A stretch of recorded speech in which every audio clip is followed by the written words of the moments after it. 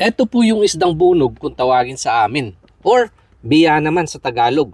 Isdang tabang po siya na nahuhuli sa hilog na kalimitan kasing laki lang ng daliri. Pero hindi ko alam bakit dito sa Thailand ang lalaki. At naluto ko na nga din po sa sinabawan yung dalawa at lulutuin ko naman sa ibang paraan itong natitira. Kinamas ko lang sa asin at binanlawan bago ko ito hatiin. Saka ko binalatan yung santol dahil ito yung gagamitin ko na pampaasim. Tama po. Dahil pwede din itong gamitin maliban sa kamyas at sampalok na kinasanayan natin. Hango po ito sa napakasarap na luto ng mga taga Batangas. Pangat, yung may gata at saka kamyas saka pinatutuyo. Baka natikman mo na din. At may upload na nga din po ako niyan, kaya susubukan ko naman sa ibang paraan ng pagluluto. Sasamahan ko lang po ito ng tanglad at dito ko nalulutuin sa palayok para mas makulob ang lasa. Nilagyan ko lang ng dahon ng saging para hindi naman po kumapit yung isda sa ilalim. At saka ko inilagay yung gata kasama ng patis, paminta, sibuyas, luya at shrimp cubes na mga pampabango at pampalasa. May luto sila dito sa Thailand na tom yum kung tawagin. May dalawang version, yung may gata at saka yung wala. Kaya naisip ko itong gawin na sa halip na pinatuyuan, bakit kaya hindi ko naman lutuin na may kaunting sabaw para pwedeng ilaban kahit sa bahaw ang kanin. At katulad nga po na lagi ko sinasabi, hindi pwedeng walang gulay. Kaya sasamahan ko ito ng puso ng saging. Nilagyan ko lang ng lemon yung tubig bago ko binabad para hindi po ito mangitim. Saka ko lang po ito isinama sa isda at hininaan ng apoy hanggang sa main-in. Slow cooking. Ito nga po yung version ko ng sinantulang biya na magata. At kung nagustuhan mo din itong aking mumunting handog, baka naman po pwedeng maglambing ang inyong kanayon.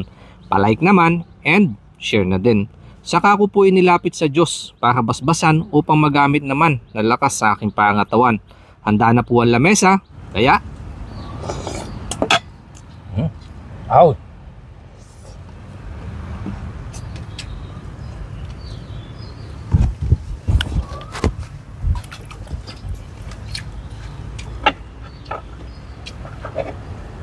Nangingibabaw yung asim. Yun po yung number 1 na nalalasahan ko. Pangalawa yung gata. Kaya ang sarap po ng kombinasyon nyo sa bibig. Saka siyempre yung anghang, saka yung kaunting alat po ng ating patis.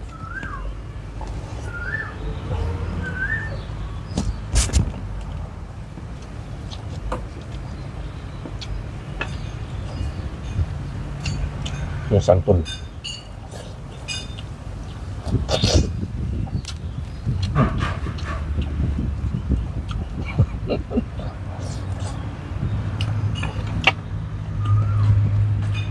Solid sa asim. Ito po yung ulo ng biya.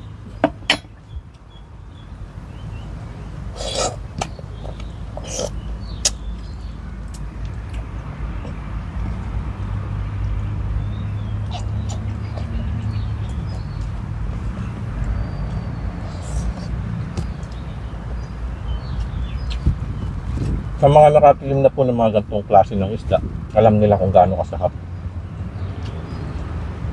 Napakalasa po. Ang lambot ng kanyang laman.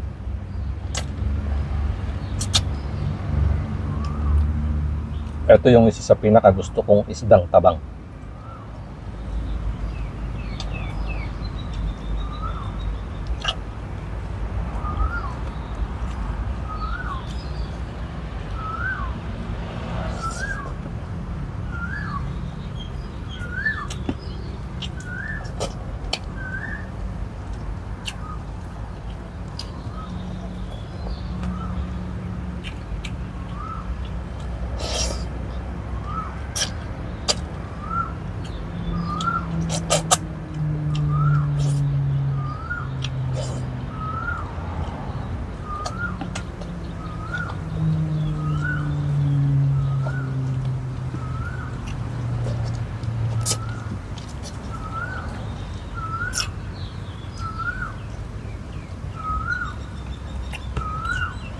Sakto pananghalian po.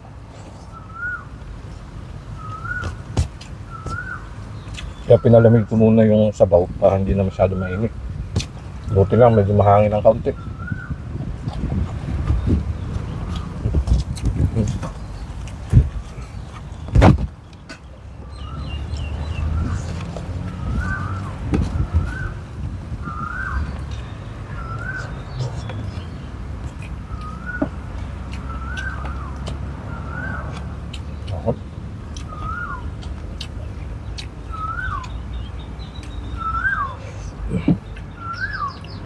Yung sabaw ko niya, masarap ipahid-pahid sa kanin.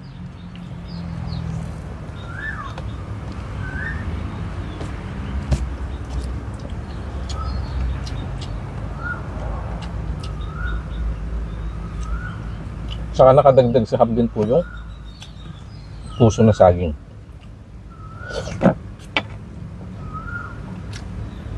Dahil nga po mahilig tayo sa mga gulay-gulay, kaya dapat lagi may sahog.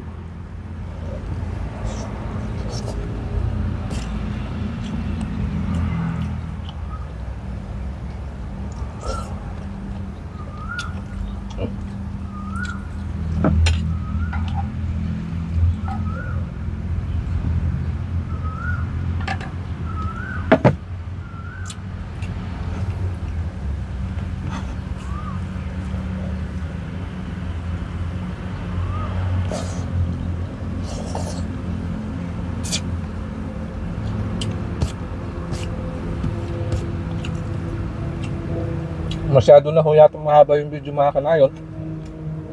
Diyan ko muna tatapusin. At katulad nga po na lagi kong sinasabi,